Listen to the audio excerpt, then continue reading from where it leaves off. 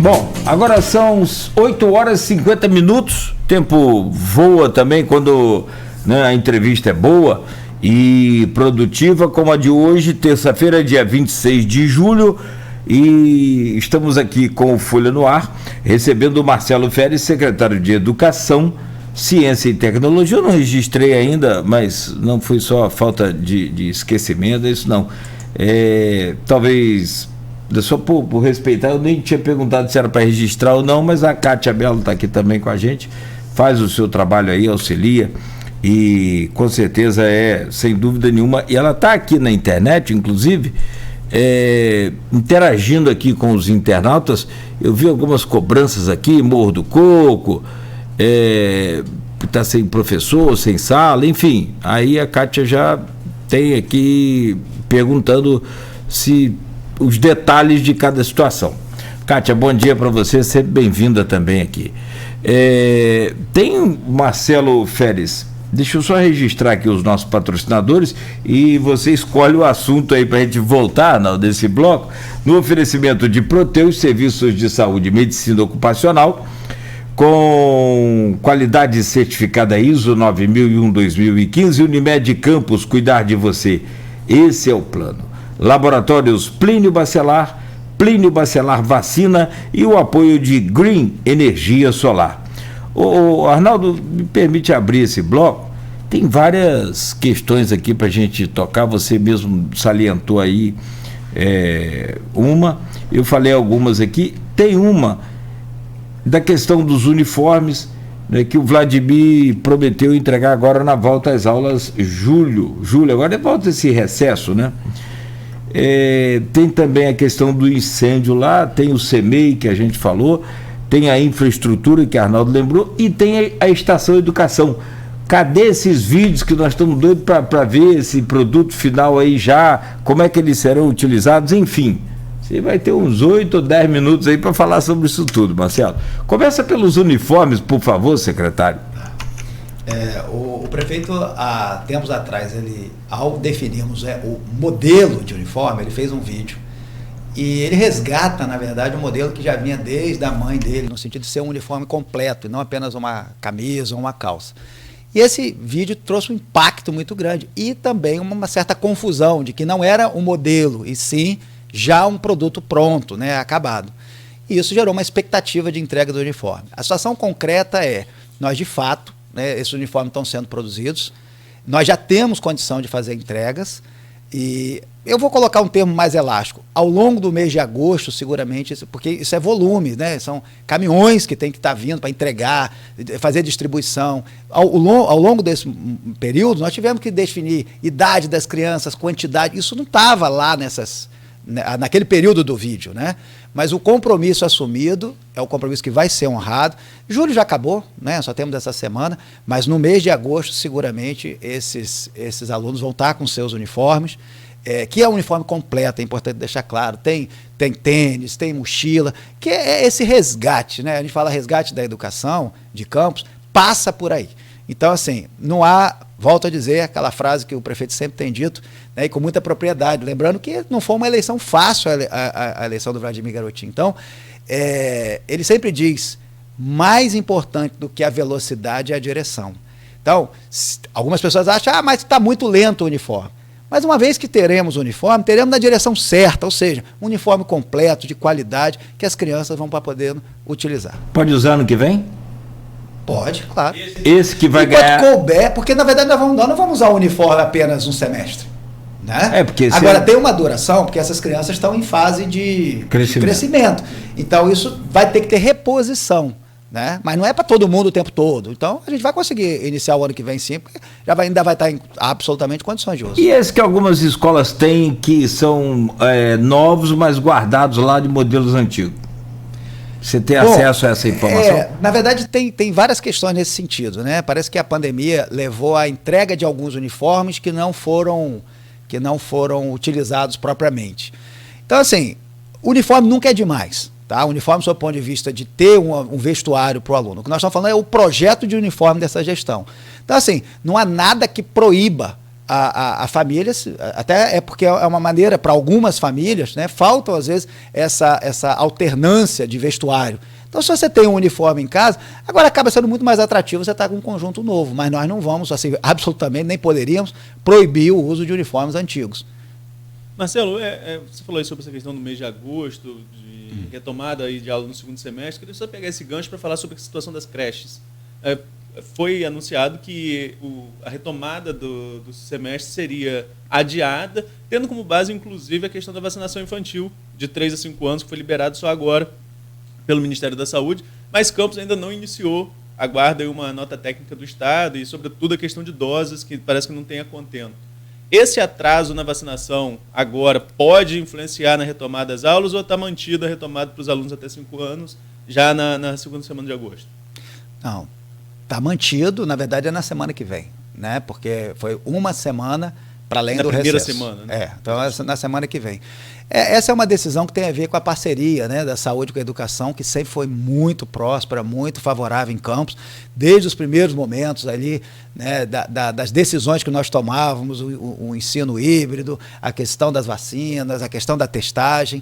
Então, sempre Campos está de parabéns com relação a essa forma, né? Manda até um abraço aqui para o secretário Paulo Irano, que é um amigo, mas para toda a equipe dele, que é uma equipe de excelência, e que se soma muito com a educação. As ações que a gente precisa, né, na educação sempre tem ali o olhar muito cuidadoso da saúde, fazendo intervenções com os nossos alunos. Fizemos testagem, então temos assim profissionais excelentes. Não vou nem citar nome, porque corro o risco de esquecer alguns, por isso que eu estou centralizando na figura do secretário, mas é uma equipe que soma muito com a educação. Temos o programa Saúde na Escola, que também soma muito, Campos é referência, inclusive, nacional.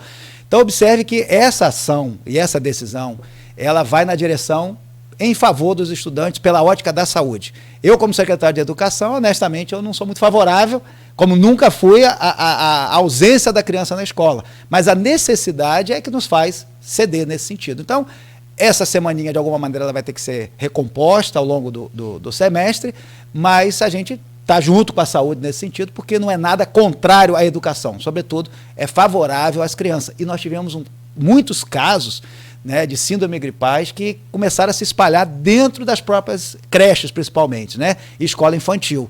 E as crianças ficaram muito tempo em casa, então elas voltaram mais frágeis, porque nessa convivência, me permitindo falar um pouco do que eu ouvi da área de saúde, tá? Ignorem aí quem quiser contestar, porque eu estou tentando só ajudar. Então as crianças ficaram mais frágeis, mais fragilizadas por conta dessa não convivência ao longo do período, e isso gerou agora, nesse retorno às aulas, gerou um pouco mais de disseminação e às vezes os sintomas mais fortes. Agora com essa retomada e esse afastamento e tudo mais, a gente acredita que a gente vai prosseguir com segurança, que é o mais importante. Não adianta ter uma educação de criança doente. A pandemia trouxe alguns cenários, entre eles uma migração a nível nacional, isso não estou falando de Campos, de alunos da rede privada para a rede pública.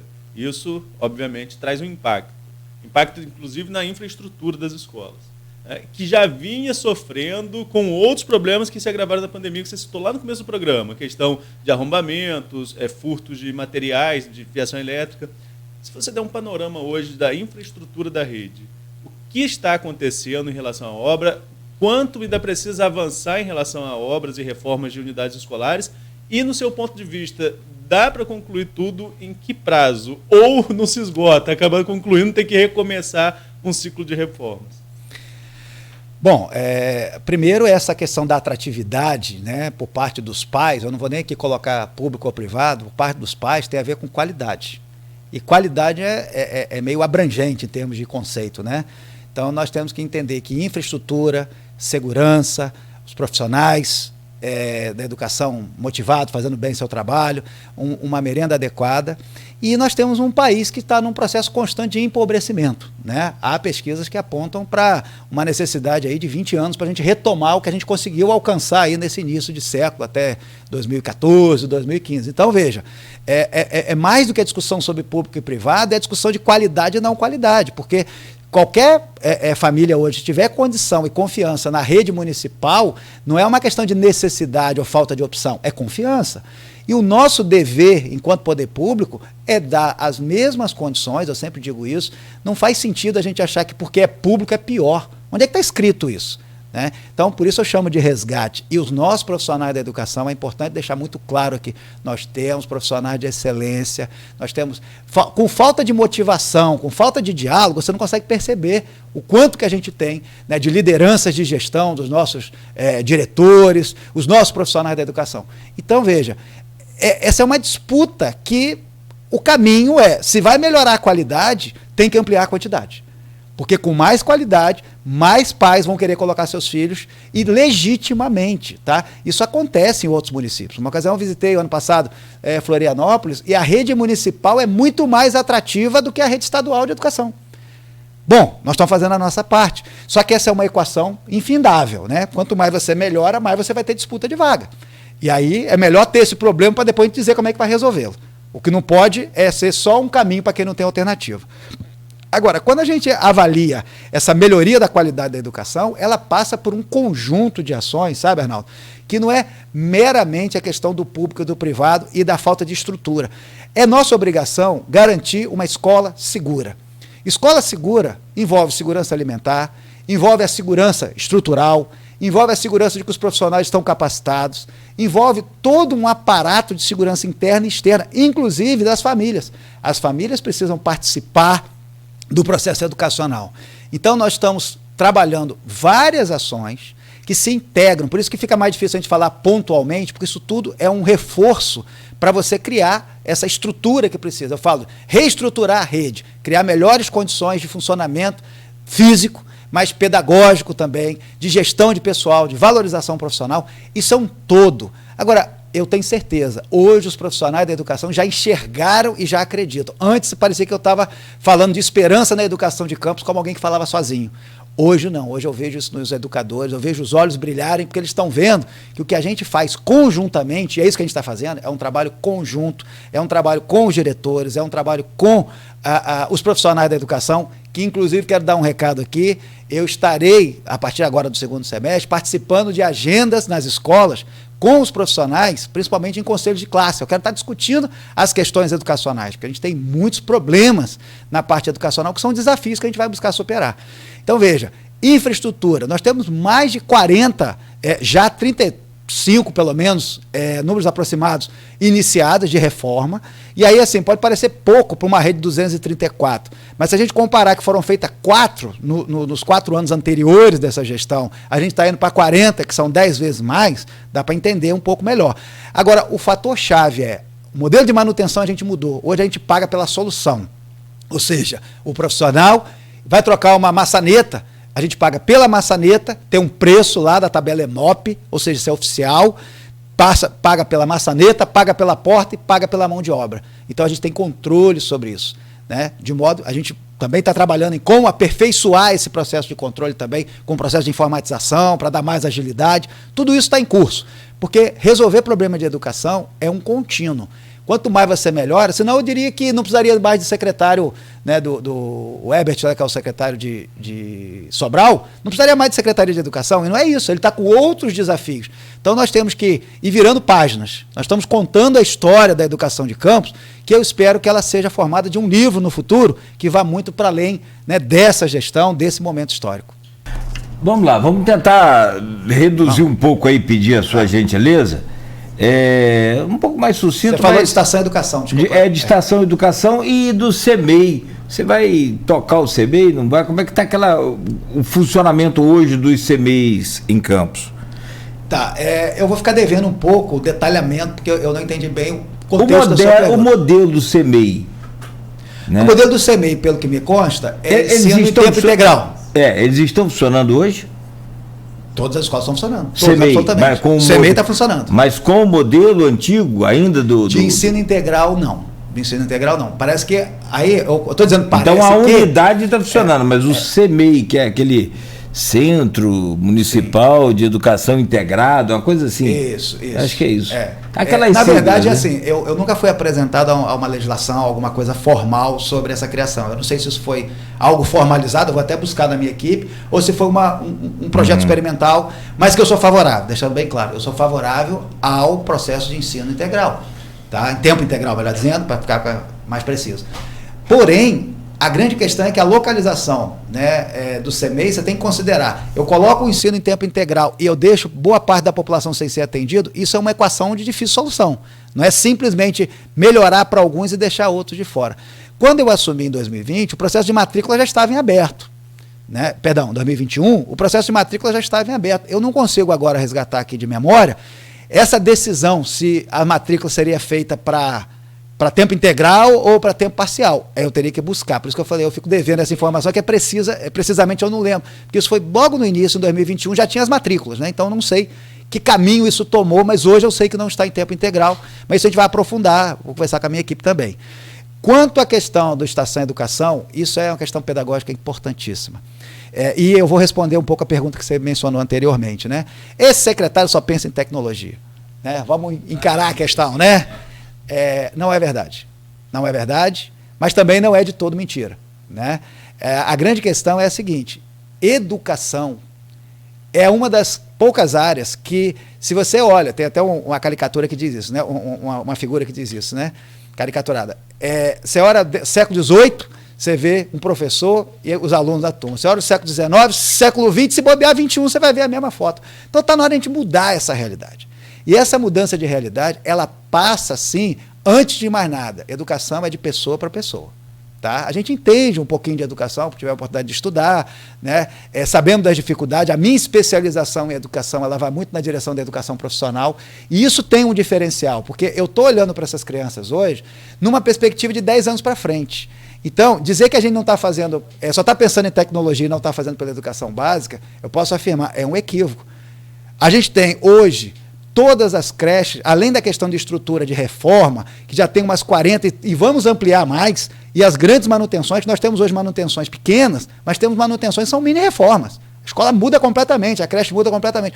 Mas nós temos colchonetes novos, em termos de estrutura de mobiliários novos, parquinhos novos, ou seja, a gente está trazendo o espaço lúdico para a educação infantil, para a criança querer estar na escola. É um ambiente seguro, mas é um ambiente lúdico. Então você cria condições para isso. Além disso, o mobiliário, materiais em creche. Pergunta a um diretor se ele, há quanto tempo ele não sabia o que era ter fraldas, no caso de um diretor de creche, ter fralda, que ele não fica ali tendo que rachado, porque eu sou contra o professor ficar pegando dinheiro do bolso dele para ficar comprando material, para ficar comprando recursos para poder a aula dele acontecer. Isso está errado. A gente ainda está parado no tempo, não precisa mais disso. Agora, requer planejamento, requer tempo, requer mais participação, melhor uso do PDDE, porque as escolas muitas das vezes tem escola com mais de 100 mil reais em PDDE e não usa.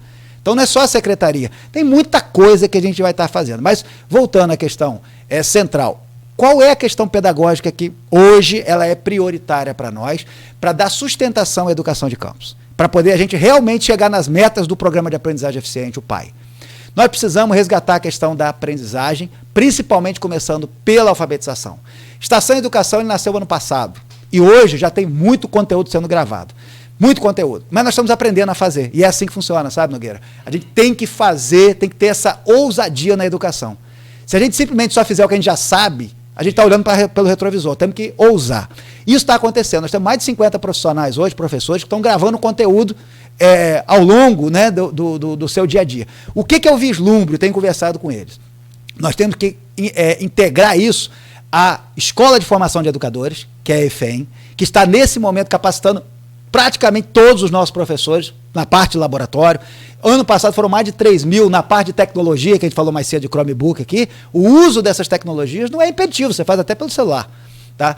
Então, o que nós temos agora? A EFEM entra puxando, nós temos profissionais valorosos, entendeu? Com doutorado e tal, que estão nos ajudando nessa condição, todos da rede municipal, né? Que vão nos ajudar a implantar uma metodologia de ensino que vai na direção do que é de mais moderno. E os nossos profissionais da educação topam isso, não há resistência. Então, tem que falar de tecnologia, sim, mas com foco na educação, e não a tecnologia pela questão da ferramenta. E isso é o que a gente está fazendo. Então, resumo da história. Nós temos aqui hoje, né, um propósito que é trabalhar a preparação, daí ter os equipamentos, ter as condições nas escolas, ter a internet, e ter Estação Educação, que são 13 na verdade, 12 em escolas e mais uma 13ª na Secretaria de Educação, e poderão ser mais, se for necessário.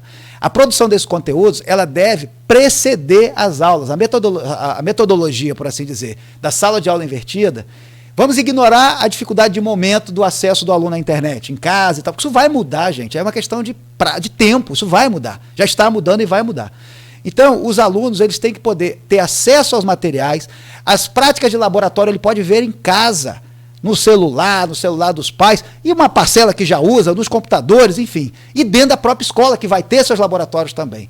Então, ele estuda antes, e ele vai para a sala de aula para tirar dúvida. O professor se beneficia do conteúdo. Não faz mais sentido pensar numa educação que seja quem estiver num dia bom, prestando atenção na aula, aprende. Quem estiver sentindo uma dor de cabeça, estou falando de criança, uma dor de dente, os pais brigaram em casa, ou está com alguma dificuldade, aí não aprende, aí perdeu a aula, aí depois chega no final do ano, a gente reprova esse aluno. Estive conversando com o secretário de São Paulo, né, São Paulo capital, coisa de um mês atrás, e aí eu falava com ele sobre essa questão de reprovação, aprovação, que alguns falam de aprovação automática, e o contrário disso é reprovação automática. Você bota a responsabilidade toda no aluno, né? Tem que ter cuidado com isso.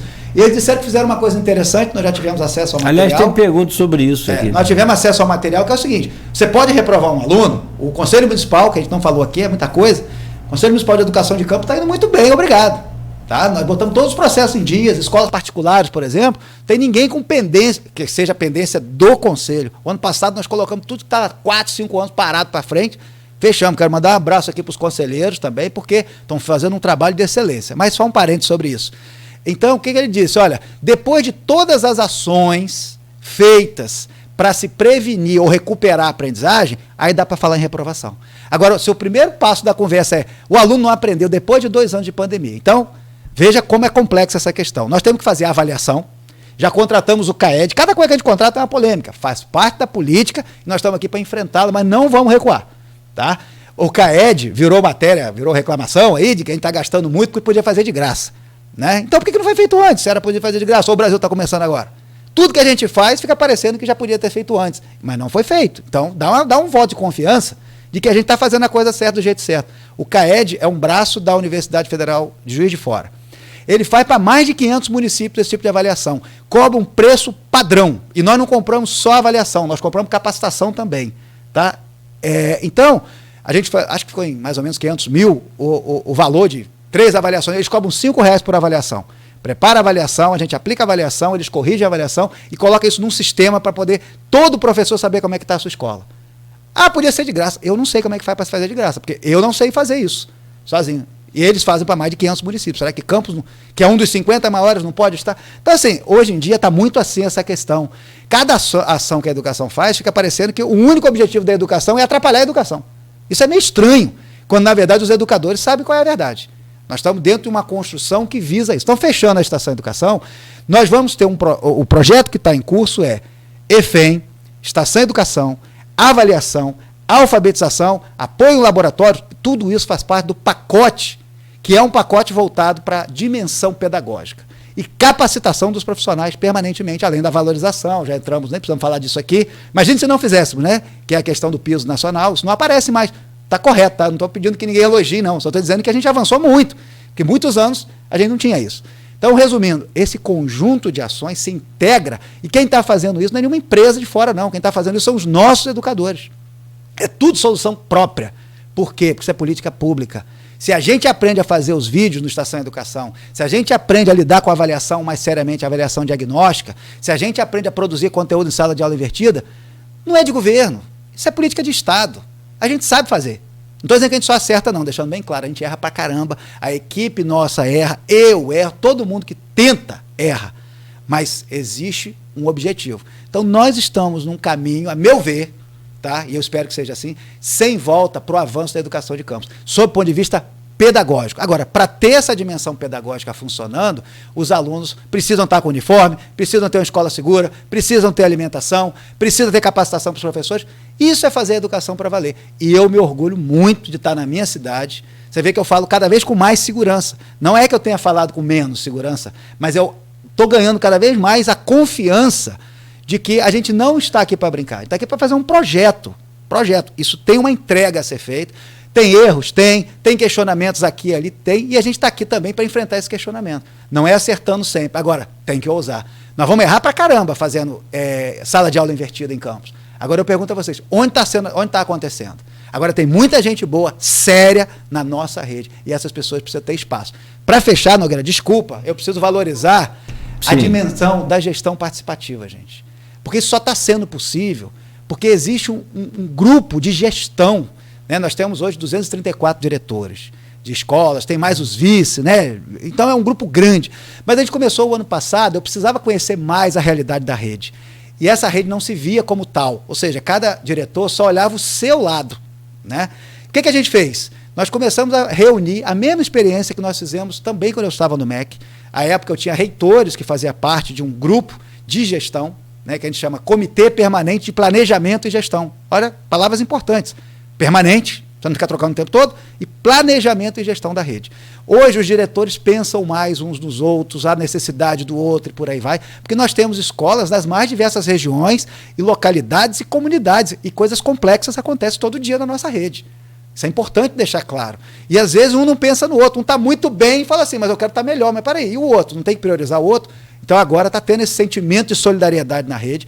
Nós temos um grupo que a gente chama, né, desses diretores, que no início eram 14, hoje já temos mais de 30, compondo as diversas regiões do município, que nos ajuda a fazer gestão. Eles cobram, eles apresentam sugestões, ou seja, nós estamos tendo um modelo em que não é a secretaria que é o cérebro, e as escolas são membros apenas, executores. Ao contrário, boa parte, né, das ações que a gente está fazendo vem de sugestões, de críticas, de cobrança. Então, conversamos e dialogamos com todos os diretores, temos reuniões presenciais com todos os diretores, temos reuniões online com todos os diretores, né, temos o respeito e respeitamos todas as especificidades da rede, dos diretores e das escolas e creches. Agora, ter um modelo participativo é, às vezes, a gente recuar quando ele diz, olha só, Marcelo, mas esse caminho aqui não vai dar certo.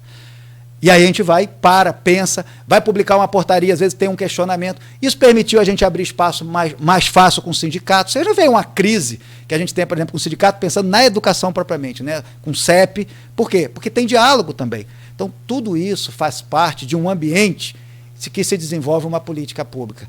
E aí eu me orgulho de estar na minha cidade, porque eu estou trazendo um pouco da minha experiência, mas que não basta e não é nada quando a gente pensa que, atrás disso, sem pensar nos 55 mil estudantes e seus familiares, nós temos aí mais de 5.500 profissionais que fazem essa rede, neste momento está funcionando.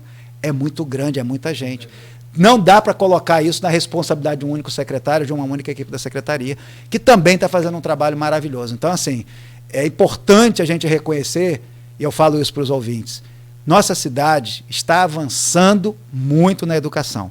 Mas como quem planta uma árvore, não dá para você colher fruta imediatamente. E eu tenho que ter muita gratidão aqui ao nosso prefeito Vladimir Garotinho, porque ele não só dá espaço para a gente trabalhar, como cobra, como acompanha, como na rede social dele, se tiver crítica, pontualmente ele me cobra de dar resposta, mas ao mesmo tempo é um grande parceiro da educação, ele diz isso, né, que a educação é inegociável. Eu acho que essa expressão é muito forte, porque ela vai na direção de quem realmente tem compromisso de fazer a cidade. Para uma das áreas, é claro que se o Paulo Eurano estivesse aqui, ia estar falando também na perspectiva da saúde, mas é o curto prazo, a saúde é dor agora, né? E a educação é dor lá no futuro. É uma dor de você não ter o emprego, de você não ter essa criançada de hoje preparada para um mundo cada vez mais digital. Para quem diz que eu defendo muito a questão da tecnologia, a sociedade tecnológica, aí vale um parênteses, né? Eu estava, antes de vir para cá, eu passei 5 meses no Canadá, estudando o impacto da 4ª Revolução Industrial, né, no ensino superior. Bom, isso me deu condição de estar um pouco mais antenado do que está acontecendo em termos de tendência, das últimas pesquisas, das habilidades e competências necessárias. Será que a gente não pode começar a falar isso desde já para os nossos profissionais, para os nossos estudantes? Quer dizer, isso eu vejo mais como uma oportunidade do que pouca valorização da formação educacional. Pelo contrário, tem gente muito boa fazendo educação em campus e é só a gente prosseguir com isso. E agora estamos discutindo e trocando experiência também com a região, que eu acho que é um fator muito relevante para nós em termos de estarmos aprendendo e eventualmente contribuindo também para a nossa região como um todo crescer em educação. Isso é porque está com a garganta inflamada, né? Você imagina, não? Neto, fechou aí? Assunto tem, né? Mas são são 9 horas e 20 minutos. Agradecer ao Marcelo mais uma vez pela disponibilidade. E em breve a gente marcar uma outra aqui, porque assunto sempre tem. Um bloco a gente ficou só na questão da palestra, né? Então a gente acaba suprimindo outras pautas importantes que daria para a gente conversar. Mas muito obrigado e até a próxima, Marcelo. Pois não, Marcelo. Agradeço mais uma vez o convite. E quanto à palestra que a gente falou no primeiro bloco, ela vai voltar em algum momento, no momento mais oportuno, não pela entrevista, a própria palestra. Eu tenho certeza que a gente consegue fazer. E Marcelo está mais, como você falou, mais firme nas colocações. Acho que foi o spin que você tirou do pé lá.